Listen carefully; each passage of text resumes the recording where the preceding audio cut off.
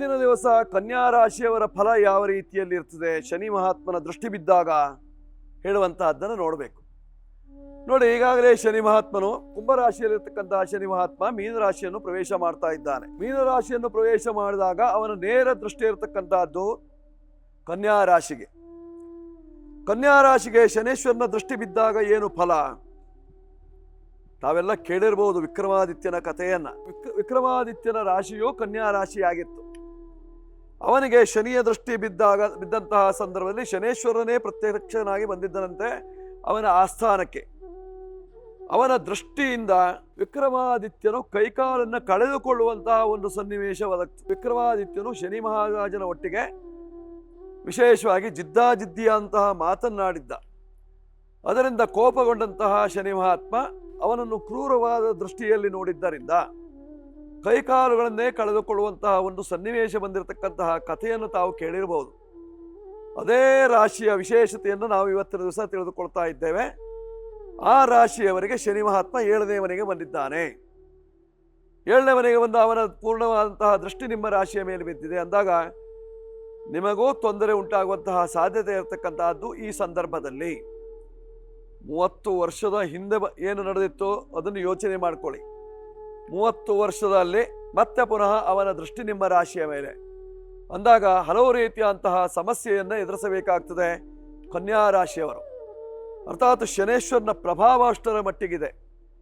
ಮಹಿಮಾತಿಶಯವುಳ್ಳಂತಹ ಶನಿ ಮಹಾತ್ಮನ ದೃಷ್ಟಿವಿತ್ತು ಅಂತಾದಾಗ ಎಂಥವರನ್ನಾದರೂ ಅವರ ನಾಮಾವಶೇಷವು ಇಲ್ಲದ ಹಾಗೆ ಮಾಡುವಷ್ಟು ಸಾಮರ್ಥ್ಯ ಇರತಕ್ಕಂತಹದ್ದು. ವಿಕ್ರಮಾದಿತ್ಯನ ಹೆಸರೇ ಇಲ್ಲದ ಹಾಗೆ ಮಾಡಿಬಿಟ್ಟಿದ್ದ. ಅರ್ಥಾತ್ ಬೇರೆ ಹೆಸರನ್ನ ಇಟ್ಟುಕೊಂಡು ಬೇರೆಯವರ ಮನೆಯಲ್ಲಿ ಆಳಾಗಿ ದುಡಿಯುವಂತಹ ಸನ್ನಿವೇಶವನ್ನು ಸೃಷ್ಟಿ ಮಾಡಿದ್ದ. ಅಂದರೆ ಊರು ಬಿಡಬೇಕಾಗ್ತದೆ, ಅಥವಾ ಬೇರೆಯವರ ಹಂಗಿನಲ್ಲಿ ಬದುಕಬೇಕಾಗ್ತದೆ, ಬೇರೆಯವರ ದುಡ್ಡಿನಲ್ಲಿ ಜೀವನವನ್ನು ಮಾಡಬೇಕಾಗ್ತದೆ, ಅಥವಾ ದುಡ್ಡ ಇದ್ದದ್ದನ್ನೆಲ್ಲ ಕಳೆದುಕೊಳ್ಳಬೇಕಂತಹ ಸಂದರ್ಭ ಬರ್ತದೆ, ಅಥವಾ ಅವಮಾನಕ್ಕೆ ಈಡಾಗುವಂತಹ ಸಾಧ್ಯತೆ ಇರ್ತದೆ, ನಿಮ್ಮನ್ನು ಅಪರಾಧಿಯನ್ನಾಗಿ ನಿಲ್ಲಿಸುವಂತಹ ಸಾಧ್ಯತೆ ಇರ್ತದೆ. 7ನೇ ದೃಷ್ಟಿಯಿಂದ ದಾಂಪತ್ಯ ಜೀವನದಲ್ಲಂತೂ ಸಾಕಷ್ಟು ಕಷ್ಟ. ಗಂಡ ಹೆಂಡತಿಯರು ಬೇರೆ ಬೇರೆಯಾಗಿ ಉಳಿಯಬೇಕಂತಹ ಸಂದರ್ಭ ಬರ್ತದೆ. ಮನೆಯನ್ನೇ ಒಡೆದು ಹಾಕ್ತದೆ, ಮನಸ್ಸನ್ನು ಒಡೆದು ಹಾಕ್ತದೆ, ಮಕ್ಕಳನ್ನು ದೂರ ಮಾಡ್ತದೆ. ಅಂದಾಗ ಏನು ಉಳಿಯಿತು ಹೇಳಿ? ಎಲ್ಲವನ್ನೂ ಸಹಿತವಾಗಿ ಕಳೆದುಕೊಳ್ಳುವಂತಹ ಸಂದರ್ಭ ಬರ್ತದೆ, ಎಲ್ಲವನ್ನು ಕಸಿದುಕೊಳ್ಳುವಂತಹ ಸಂದರ್ಭ ಬರ್ತದೆ, ಎಲ್ಲವನ್ನೂ ಸಹಿತವಾಗಿ ತ್ಯಾಗ ಮಾಡುವಂತಹ ಸಂದರ್ಭ ಬರ್ತದೆ. ಇದು 7ನೇ ಮನೆಯಲ್ಲಿ ಶನಿ ಮಹಾತ್ಮನು ನಿಂತು ಪೂರ್ಣ ದೃಷ್ಟಿಯಲ್ಲಿ ನೋಡುವಾಗ ಸಂಸಾರದ ಬಗ್ಗೆ ಕ್ಷುದ್ರ ಭಾವನೆ ಉಂಟಾಗ್ತದೆ. ಸಂಸಾರದಲ್ಲಿ ಇರ್ತಕ್ಕಂತಹವರ ಮೇಲೆ ಕ್ರೋಧದ ಭಾವನೆ, ವ್ಯಗ್ರವಾದಂತಹ ಭಾವನೆಗಳು ಮೂಡ್ತದೆ. ಇದು ಶನಿ ಮಹಾತ್ಮನ ದೃಷ್ಟಿ ಬಿದ್ದಂತಹ ಸಂದರ್ಭದಲ್ಲಿ. ಇದಕ್ಕಾಗಿ ಅಲ್ಲಿ ಉಜ್ಜಯಿನಿಯಲ್ಲಿ ವಿಶೇಷವಾಗಿ ಪಂಡಿತರೆಲ್ಲ ಏನು ಹೇಳಿದ್ರು ಹಾಗಿದ್ರೆ, ಶನಿ ಮಹಾತ್ಮನ ಪ್ರೀತಿಗಾಗಿ ನೀನು ಶನೇಶ್ವರ ವ್ರತವನ್ನು ಮಾಡಿಕೋ ಅಂತ ಹೇಳಿದರು. ಯಾರಲ್ಲಿ? ವಿಕ್ರಮಾದಿತ್ಯನಲ್ಲಿ. ಆಗ ಶನೇಶ್ವರನ ವ್ರತವನ್ನು ಮಾಡಿದ ಕಾಲ ಮಿಂಚಿತ್ತು.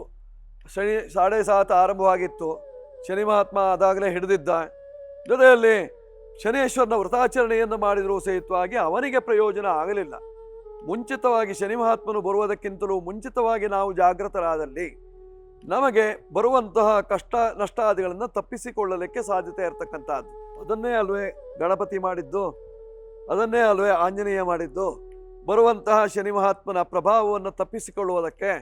ಆದ್ದರಿಂದ ಆ ರೀತಿಯಾದಂತಹ ಉಪಾಯವನ್ನು ಮಾಡಿದಾಗ ಮಾತ್ರ ಶನಿ ಮಹಾತ್ಮನ ಪೂರ್ಣ ದೃಷ್ಟಿಯಿಂದ ತಪ್ಪಿಸಿಕೊಂಡು, ಶನಿ ಮಹಾತ್ಮನ ವ್ಯಗ್ರ ದೃಷ್ಟಿಯಿಂದ ತಪ್ಪಿಸಿಕೊಂಡು ಶನಿ ಮಹಾತ್ಮನ ಕೃಪಾ ದೃಷ್ಟಿಗೆ ನಾವು ಪಾತ್ರರಾಗಲಿಕ್ಕೆ ಸಾಧ್ಯತೆ ಇರತಕ್ಕಂಥದ್ದು. ಒಟ್ಟಾರೆ ಕನ್ಯಾ ರಾಶಿಯವರಿಗೆ ಸಂಕಷ್ಟದ ಕಾಲ. ಯಾಕಂದರೆ ಈಗಾಗಲೇ ಸಾಕಷ್ಟು ಸಂಕಷ್ಟವನ್ನು ಅನುಭವಿಸಿದ್ದೀರಿ, ಇನ್ನೂ ಸಹಿತವಾಗಿ ಸಂಕಷ್ಟವನ್ನು ಅನುಭವಿಸಬೇಕಾಗ್ತದೆ. ಇಷ್ಟು ದಿವಸದವರೆಗೆ ಶತ್ರುಗಳ ಕಾಟವನ್ನು ಅನುಭವಿಸಿದ್ರಿ, ಇನ್ನು ಮಿತ್ರರ ಕಾಟವನ್ನು ಅನುಭವಿಸಬೇಕಂತಹ ಸಂದರ್ಭ, ಮಿತ್ರೆಯ ಕಾಟವನ್ನು ಅನುಭವಿಸಬೇಕಂತಹ ಸಂದರ್ಭ. ಇಲ್ಲಿ ಮಿತ್ರೆ ಅಂದರೆ ಹೆಂಡತಿ ಅಂತ ಅರ್ಥ, ಮಿತ್ರ ಹೇಳಿದ್ರೆ ಗಂಡ ಹೇಳುವಂಥ ಅರ್ಥವೂ ಇದೆ. ಗಂಡ ಹೆಂಡತಿಯಲ್ಲಿ ಮಿತ್ರೆಯರಲ್ಲಿ ತೊಂದರೆ ಉಂಟಾಗುವಂತಹ ಸಾಧ್ಯತೆ ಇರತಕ್ಕಂತಹದ್ದು. ಒಟ್ಟಾರೆ ಕನ್ಯಾ ರಾಶಿಯವರಿಗೆ ಸಂಕಷ್ಟದ ಕಾಲವಾಗಿರ್ತಕ್ಕಂತಹದ್ದು ಇನ್ನು 2.5 ವರ್ಷಗಳ ಕಾಲ. ಈ ತನ್ಮಧ್ಯೆ ನೀವು ಮಾಡಬೇಕಾಗಿರ್ತಕ್ಕಂತಹದ್ದು ಶನಿವಾರ ಸಾಧ್ಯವಾದರೆ ಶನೇಶ್ವರ ವ್ರತಾಚರಣೆಯನ್ನು ಮಾಡಿಕೊಳ್ಬೇಕು. ಕಪ್ಪು ಗಡಿಗೆಯಲ್ಲಿ ಕರೆ ಎಳ್ಳನ್ನು ತುಂಬಿ, ಕಂಠಪೂರ್ತಿಯಾಗಿ ಕಪ್ಪು ಎಳ್ಳನ್ನು ತುಂಬಿ, ಒಂದು ಶನೇಶ್ವರನ ವಿಗ್ರಹವನ್ನು ಸಾಧ್ಯವಾದರೆ ಕಬ್ಬಿಣದಿಂದ ಮಾಡಿಸಿ ಅದನ್ನಿಟ್ಟು ಪೂಜೆಯನ್ನು ಮಾಡ್ತಾ ಬಂದಲ್ಲಿ ನಿಮಗೆ ಶನಿ ಕಾಟ ಇರುವುದಿಲ್ಲ.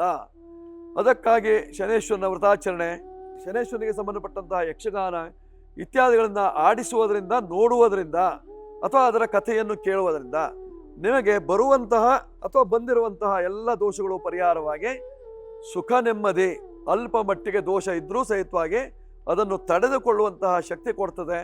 ಮಾಡ್ಕೊಳ್ಳಿ, ಶುಭ ಉಂಟಾಗ್ತದೆ. ಶುಭಕ್ಕಾಗಿ ಶನೇಶ್ವರ ವ್ರತಾಚರಣೆ ಕನ್ಯಾ ರಾಶಿಯವರು ಮಾಡ್ಕೊಳ್ಬೇಕು. ಶುಭವಾಗಲಿ.